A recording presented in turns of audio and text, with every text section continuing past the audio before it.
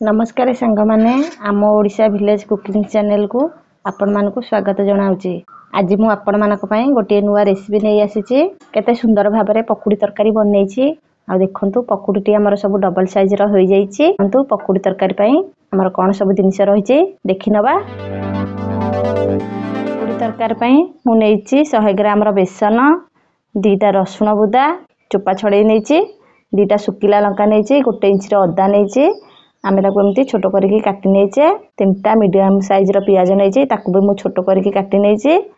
एठे 2टा छोट टमाटो नैची, गोटे बड़ साइज रो आलू नैची, ताको चोपा चांची की एमती एई साइज रो मु काटी नैची। एबे चलंतु आमे बेसन को गोली नबा। एबे बेसन को आमे बेला को देई दबा। अल्प लूण देई की आमे गोली नबा। बेसनटा हमर टिके बहलिया हबो। आमे बेसन रे अल्प टिके लूण देले काहेकिना हमर तरकारी ले लूण पड़ी थाए, सेति पई आमे बेसन रे अधिक लूण देलेनी। 5 मिनिट पई घोड़े की रखी दबा। ता भीतर आमे मसाला को पेसी नबा। रसुण पियाज लंका को देकी पेसेई नबा। बेसन गोलियार 5 मिनिट हे गलानी। देखंतु बेसन हमर भलो भाबरे फुली जाईची। पियाज अदा रसुण को आमे एमती भलो भाबरे बाटी नेइचे। एबे चलंतु पकोड़ी की छानी नबा। तेल देई दबा। आमे बेसी तेल देकी छाणीबानी। हमर पकोड़ी पई जतिकी तेल आवश्यक आमे सेतिकी दबा। एबे गैस को हाई रे रखी दबा। आमे बेसन को नेकी छाणी दबा। आमे गोल गोल करके छाणीबा। पकोड़ी तरकारीटा खाया को बहुत बढ़िया लागि थाए।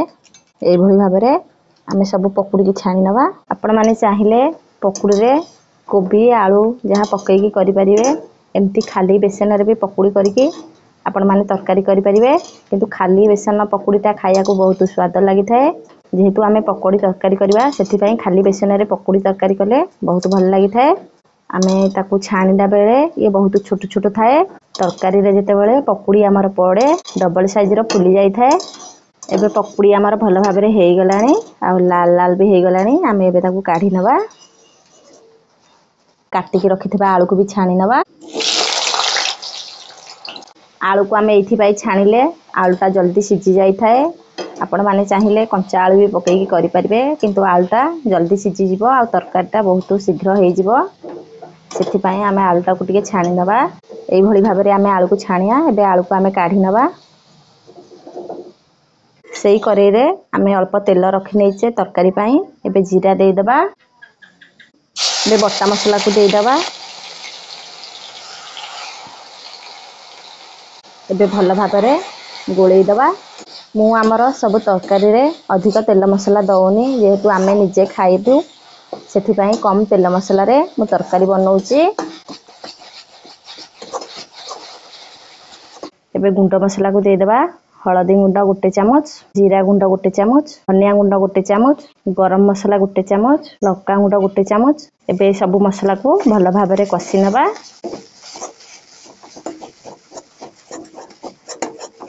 मसला रे अल्प पानी दे दबा, नहले मसला हमर ताती जिवो।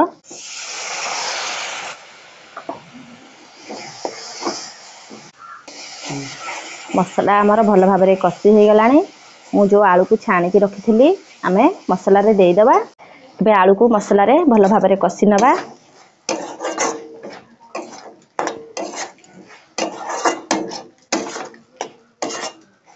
आलू एबे टिके भल भाबरे कसी हे गलानी। टमाटो को देई दबा।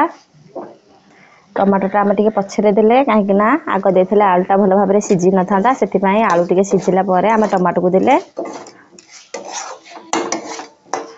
आउ टमाटोटा देले काहेकि ना पकोड़ी तरकारीटा टिके खटा खटा लागिबो।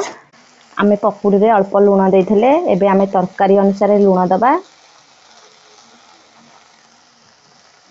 बे भल भाबरे कसी नबा।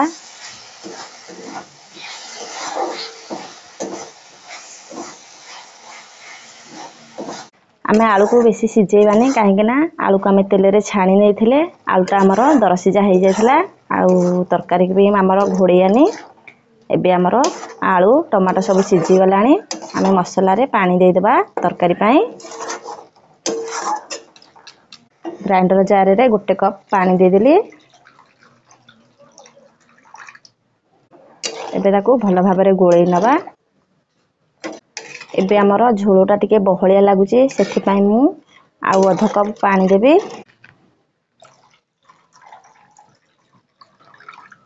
पानी टिके अधिक देथिले भल होई थाए काहेकि ना पकुड़ीटा पकेला परे से सब पानी की भिड़ी नब।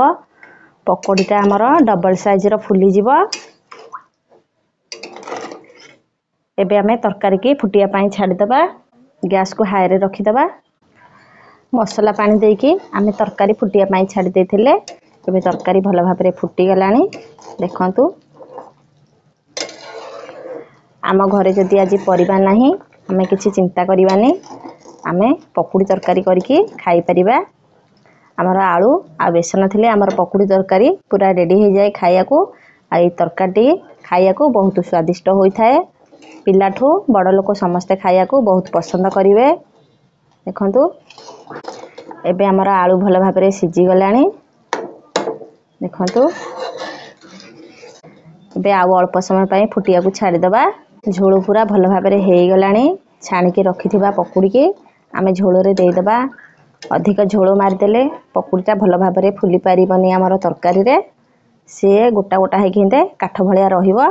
जे पकुड़ी के आमे झोल रे देई दबा। बे ताकू भल भाबरे गोळेई नबा। आपण माने वीडियो टिके देखिले वीडियो टी जदि आपण मानको भल लागि थाए लाइक शेयर सब्सक्राइब कर देबे। पाखरे थिबा बेल आइकन को दबेई देबे। सर्वप्रथमे आमे जो नुवा वीडियो पोस्ट करिवो आपण माने देखि परिबे। आउ आपण माने थरे एमती पकुड़ी तरकारी घरे बनेकी खांतु देखिबे आपण मानको बहुत भल लागिबो। एबे पकुड़ी हमर सब डबल साइज रो हेई जिवो। झोल को पकुड़ी सब भिड़ी नबो देखंतु। झोल हमर केते बहलिया हे आसिलानी। एबे आहुरी बहलिया हे जिवो झोल। एबे ताकू आमे पकुड़ी की फुलिया पाई अल्प समय पाई छाड़ी दबा। पकुड़ी तरकारी की आपण माने भात संगे रुटी संगे खाई परिवे। आउ देखंतु पकुड़ी सब डबल साइज रो हेई गलानी फुली गलानी हमर पकुड़ी। बेसी झोल मारी देले से कसा टाइप रो हेई जिवो। आउ जो तक झोल अछि से पछरे पकुड़ी हमर भिड़ी नबा। एबे हमर पकुड़ी तरकारी रेडी हे जाईची। रहुची नमस्कार।